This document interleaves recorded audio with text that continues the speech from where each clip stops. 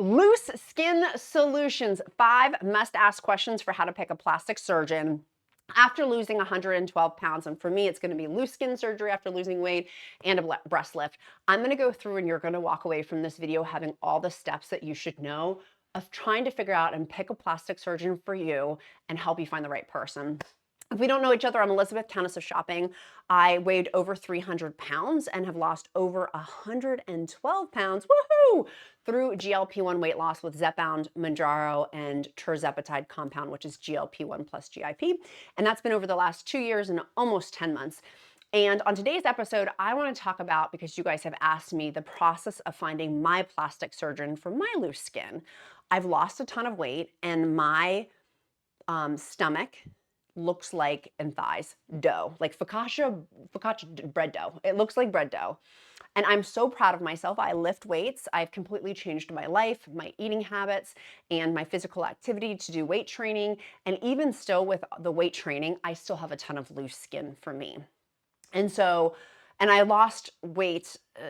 If you lose weight super rapidly, you can tend to have more loose skin. I feel like at the beginning I lost weight quickly, but then it tapered out now over the last 2 years, 10 months of keeping the weight off.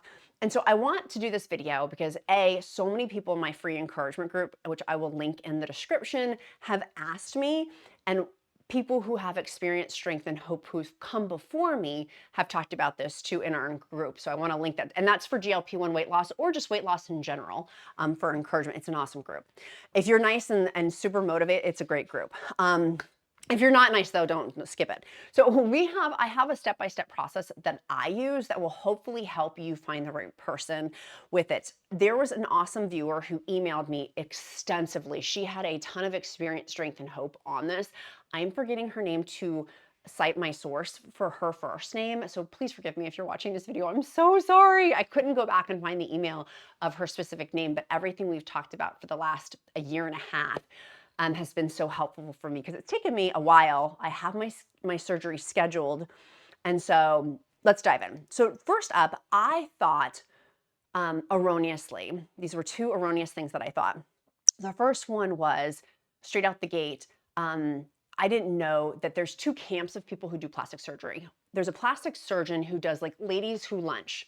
Like I envision people in tennis skirts who go to Bergdorf Goodman's who are like super tight bodies who just want to tweak up a little bit.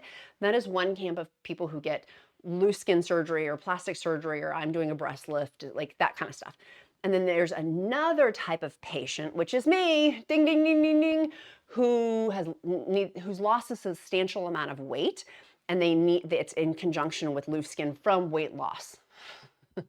Whether it's bariatric surgery or GLP-1 or not using medical intervention, whatever, a substantial amount of weight loss, that is a different type of surgeon. And we're going to go more into that, but first learning, like I didn't even know that was a thing. Did you? Tell me in the comments below. So that was the first thing, of start learning who the patients are as you start walking through this process and as you start getting recommendations. I had gotten referrals from friends, and several of them are the tight tennis skirts, Bergdorf Goodman type women. That's not a good fit for me.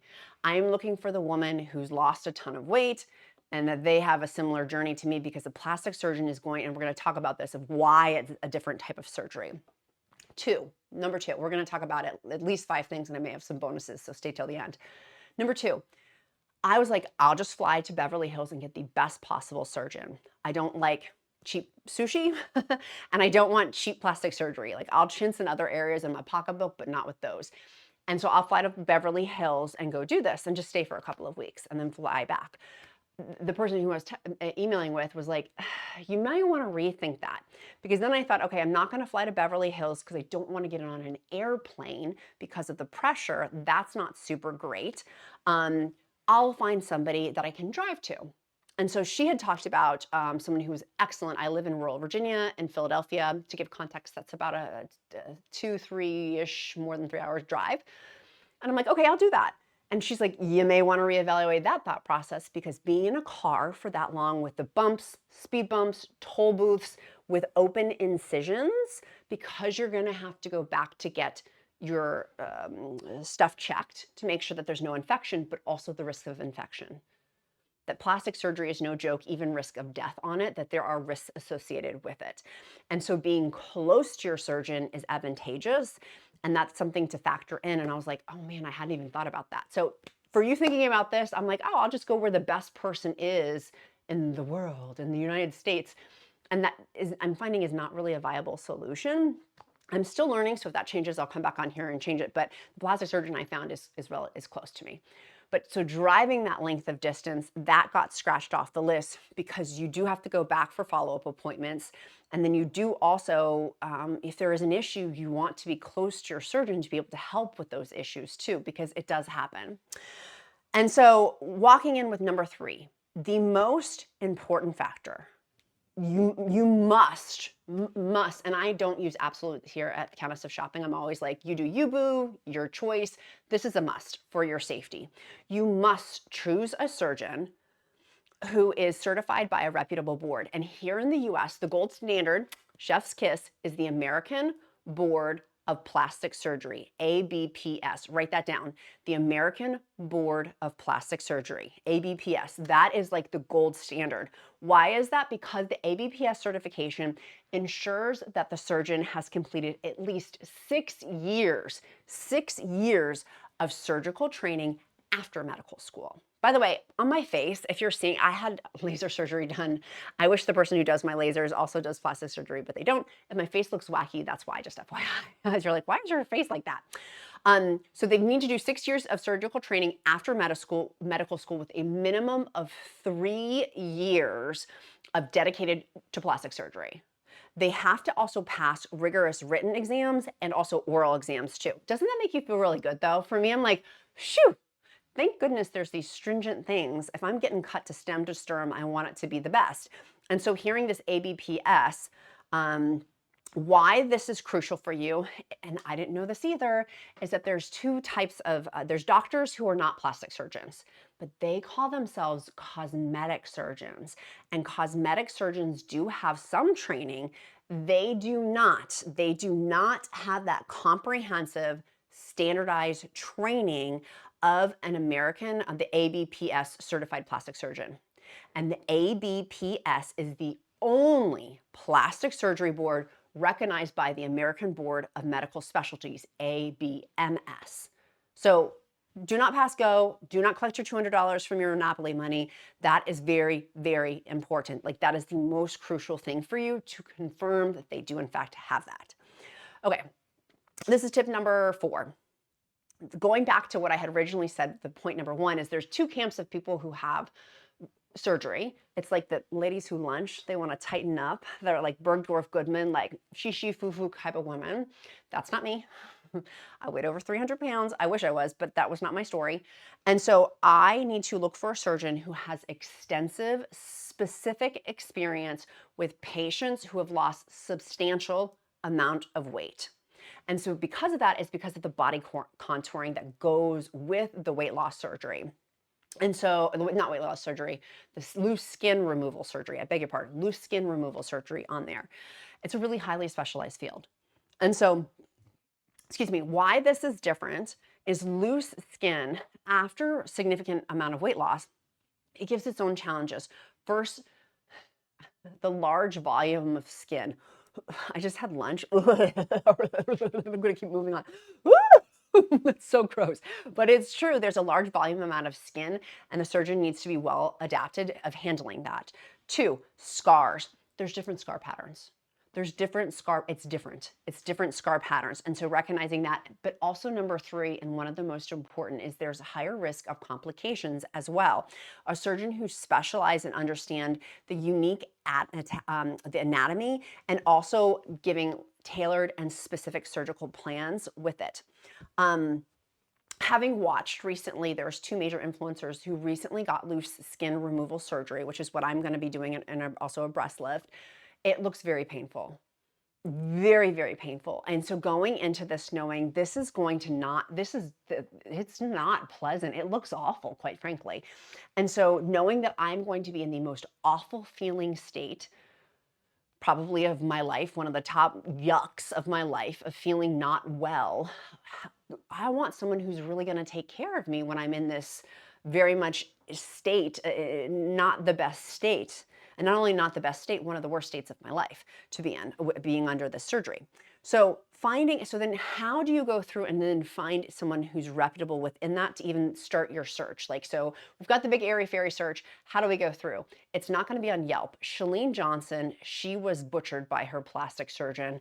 And having learned about that, that freaked me out about her surgery debacle from somebody who is really smart. She has finances, to then learning like, oh my gosh, she got butchered through a plastic surgeon. Not using Yelp, because Yelp for plastic surgeons, they can, I guess, manipulate the way that Yelp, which I knew when I owned one of the top % dog walking companies in the nation. I knew that on Yelp. I don't hate anything, but I detested Yelp because they manipulated the way that our dog walking companies' reviews got pushed out on Yelp. It's the same thing with plastic surgeons. So don't use something like a Yelp to give you reviews. What you want to go instead is use search tools through reputable organizations like the American Society of Plastic Surgeons, the ASPS. And then on that ASPS, and I'll put in our group, my free encouragement group, the direct link also for this. But if you are not in the group, just write it down. It's going to be the American Society of Plastic Surgeons, and then go to their Find a Surgeon tab, and then you can filter through body contouring after major weight loss or like and breast lift. So you can start filtering through with their filter process on there. That contouring is specific for people who've lost a ton of weight. Like I said, that's going to be very specific. Now, tip number 5. Reviewing before and after photos. And you guys know my favorite TV show is Golden Girls. If I may quote the wise Sophia Petrillo, why are there 45 pairs of Hooters on the coffee table? I had this exact moment because I was reviewing before and after pictures. I want to get a breast lift, and then also the contouring for the loose skin after the loose skin removal. So I'm looking at things, and I went to some of these people's Instagram. I would not necessarily recommend this because I'm flipping back and forth on my Instagram. My hot husband walks behind me and he's like, "Why are you looking?" He didn't say bosoms, but why are you looking at so many bosoms? He didn't say it like that, but I'm like, I'm just looking at before and after pictures. You want to log into the surgeon's portfolio, maybe not in that, like pick your environment of where you're going to be watching this. I was like, oh my gosh, I was with a church friend and she wanted something on Instagram and I clicked on it and then these bosoms appeared. I was like, oh my gosh, they're the before and after surgeon photos. And so you want to check for patients specifically who have had, so for me, breast lift, and who have had loose skin surgery removal. Whatever surgery you're looking to do, or if it's your arms, seeing the arm before and after loose skin surgery removal. I'm not having that, but mine's going to be stomach and thighs.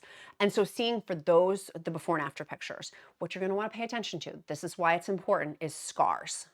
We know the scars are going to be, I was going to say horrendous, but huge would be a better word. They're going to be there. You're replacing loose skin from losing a ton of weight with scars. There are scars, but look at the scars. Look at the overall shape and look at the symmetry. Like, are they looking even? Are the two legs looking similar with them?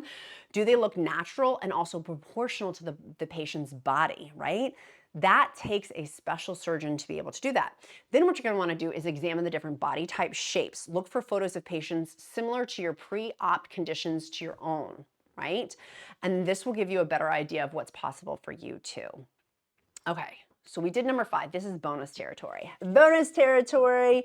Scheduling a consultation to prepare your questions. For me, my plastic surgeon is a year out for me just to have a consultation. The surgery itself is a year and a half away.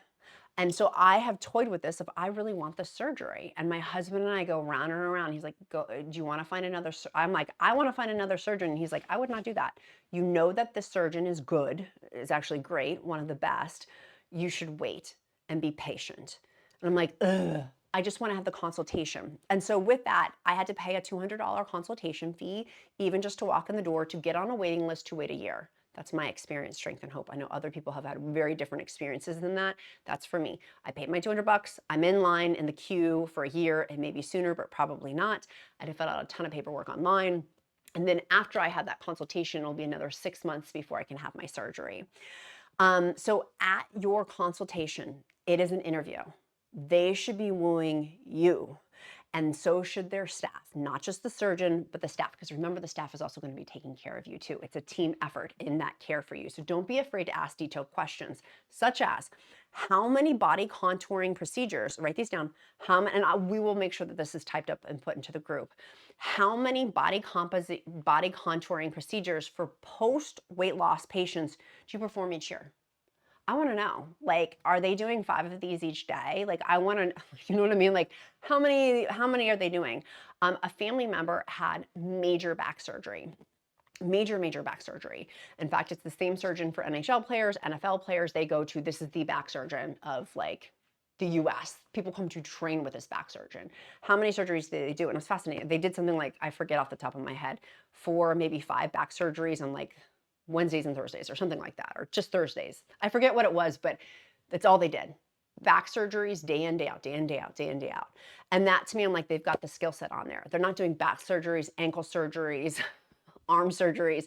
They're the specialist in this specific area. So for example, if you're wanting loose skin surgery removal, like I am after losing a ton of weight, I want the go-to person for people who have been overweight, who've lost a ton of weight, overweight and obese. I want that person. I don't want the plastic surgeon who focuses in on, for example, breast implants. They would not be the best fit for me. If you're getting breast implants, then you want to find that person. But, excuse me, how many body contouring procedures for post-weight loss patients do you perform per year? Can you show me before and after photos of patients with similar level of loose skin and breast lift to me? So asking them to show you with that. And you could maybe ask if they have like a nurse or someone else with it. Usually there's different people that come in to help with this. What is your approach to staging these procedures? Do you recommend doing them at the same time or separately? Combining too many procedures at one time can increase risk. And that is very common, by the way. If you want, for example, your underarms and then your stomach and then your thighs and then something with your having breast lift or breast implants or whatever, they will make them usually different surgeries. I think for mine, with my understanding, I can't, but I haven't had my consultation yet, but I can do my breast lift, my tummy, loose skin surgery, and my thighs. But that may not be the case, but I'm not quite sure. That sounds like a lot. And my also understanding is that there is, people have recommended this to me, the 360. So it's not just the front, it's also the back to go in to help with that too, with the loose skin on the back area as well. So asking that, right? I'm not the specialist, I don't know. Next, where will the surgery be performed and is this facility accredited? So which hospital are you going to or facility you're going to? Here in Northern Virginia, frequently the surgeon place usually is Reston Hospital for Northern Virginia folks. And so that one is like, it's like seemingly all like anyone who has a knee replacement, I'm like, and they live in Virginia, I'm like, where'd you get it done? Like Reston Hospital. I'm like, every person I've talked to. What are the most common risks and complications for this type of surgery and how do you handle them? I also want to know the gnarly stuff that happens too. How much is the risk for like infection, like going through all the risk of death, like asking these tough questions, you need to know those risks. It's not lollies, fairies, and lollipops, rainbows walking into it. What are the risks associated? And then what does the recovery process look like? Having watched this now with 2 other influencers, I'm like, oh my gosh, this recovery process is way more intense than I ever imagined it would be. As a mom and a wife, like there's even just the chairs. Everyone has these chairs of where you sit down and stand up. I will do a review process on those when I buy mine, but they basically make you stand up. It's like a lazy boy, but it stands you up. It looks like everyone has those. I don't know if you can rent them, but it looks like most people buy them because you've got your fluids and stuff from your surgery. Like changing the dressings from that, changing those little, what are those called? Those little plastic disc things. I don't know what they're called, where the drainage tubes, like all of that. Someone's gonna have to care for you. Seeing people who are on pain meds, even just watching this influencer, one influencer now who's recently had her loose skin surgery, and she is high Clarice. You see that in fried green tomatoes? You're high Clarice. Did I say that wrong? But she always looks, because she's, I'm sure, on a substantial amount of pain medication because it looks very painful. So of course she's on pain meds. And so factoring that in, right? Like I'm a mom, I can't be doing stuff if I'm like you know what I mean? Like how long will I be out for? It sounds like a long time. like a long time. So then, okay, so then this is going into bonus territory. This is our next tip number 7, bonus tip. Consider, quote, soft skills of this as well and the patient experience. So beyond your qualifications, you should feel super comfortable and confident with the surgeon on their team. Shalene Johnson, for example, she had somebody else who was doing the surgery that was not the surgeon, her plastic surgery. That sounded scary, Barry. They also had, if you're completely exposed, you're knocked out. There were incidents, and I read of other incidents of other plastic surgery, people doing naughty things while you're naked. And I don't want to go into the detail on that, but even just knowing that, I was like, ugh, gross. Like just knowing that, which is why I have a fairly high EQ. And so I typically, it's one of my giftings. I don't have very many, but it's one of my giftings. Within the first 30 seconds, I have a good discernment about somebody. My gut feelings, that's a skill set I practice, but also recognize it's a gifting of very quickly I can assess a person. And having hired thousands and thousands of people with my old dog walking company, it was very much came in handy of, for the most part, but that skill's gotten even better as decades have gone on. And as I've gotten older, I've gotten pretty good at that. So what I want you to consider is soft skill of, are you comfortable with the people? Are you getting icks from anybody in their office? Communication. Does the surgeon listen to your goals and concerns? Do they clearly explain surgery's risks clearly? Some plastic surgeons got BDE. Don't Google that, but if you've got other people who can tell you, BDE, of where they're like cocky, but not nice cocky, like yicky cocky. That, like, are your surgeon cocky or are they listening to you? Do they explain the procedure and risk clearly? A good surgeon will manage your expectations and be honest about the realistic, achievable results. Support staff. The office staff is knowledgeable and helpful. You will be in frequent contact with them before and after your surgery. You want to make sure that they're not bajagaloops. The surgeon that I'm working with, their staff is awesome, on point. They've texted, they've emailed, they've called. They're like, what method do you prefer in terms of communication? They have been on the ball. It is a well-oiled machine. Rightfully so. If you're waiting a year and a half to get in, they're processing a ton of patients. And so that was one of the things I wanted to share with y'all of the back end part of it. You're going to be dealing a lot with these office people. Make sure that they're good. Rapport. Do you feel good rapport with the surgeon? A long-term relationship, you need to trust their judgment, but also literally your life is in their hands. And looking at it from that framework, I'm like, okay, my life's in your hands. Do I trust them with my life? That is one of the questions was added to my checklist. So the additional resources you're going to want to check: the American Society of Plastic Surgeons, the ASPS, use the Find a Patient Surgeon tool, and then also it has a wealth of patient information and a photo gallery. Also, the American Board of Plastic Surgery, the ABPS, you can verify your surgeon's board certification on their website. And then hospital affiliations, check if the surgeon is operating privileges at a reputable local hospital. Does the surgeon have operating privileges at a reputable hospital? That's a sign of their credentials and been vetted by a professional institution. Even still with these, for example, I look at Shalene Johnson, she's a smart cookie. She's got all these things. And so she still had a horrible experience with one of the surgeons. She admitted in her video that she talked about this, that she wanted the surgery quickly, which was one of the things where my husband's like, don't do the surgery quickly. If they have a wait of a year for a consultation, wait the year. That's a sign of a good doctor that they're completely booked, because so many people want to use them because they're the best. So keeping these things, I hope this video has helped you. When I learned all of this, I was like, oh, this was so helpful for me for picking a plastic surgeon, for me specifically for the loose skin surgery and breast lift, but whatever else you're choosing to do. If you are looking for medical aesthetics, like face stuff, I love Blossom Medical in Winchester, Virginia. So if you're in West Virginia, Maryland, Virginia, you can travel. It's the prices, if you're in DC, for example, substantially less, like 30% less than like DC prices, because it's over the mountain past Loudoun County. And so the pricing is just a way lower standard of living. So something to consider. So I hope this video has been helpful. I do emojis of the day to get to know you better because I care, and our emoji of the day today is going to be sunshine. And so I do emojis to get to know you, but also the pattern recognition of seeing your name. The other byproduct is I will pray for you. It's like my bat signal to pray for you. If you don't believe in prayer, I will uplift you in positive thought, as all are welcome at the Countess of Shopping table. And our question of the day, what are you doing today to move you closer to your goals?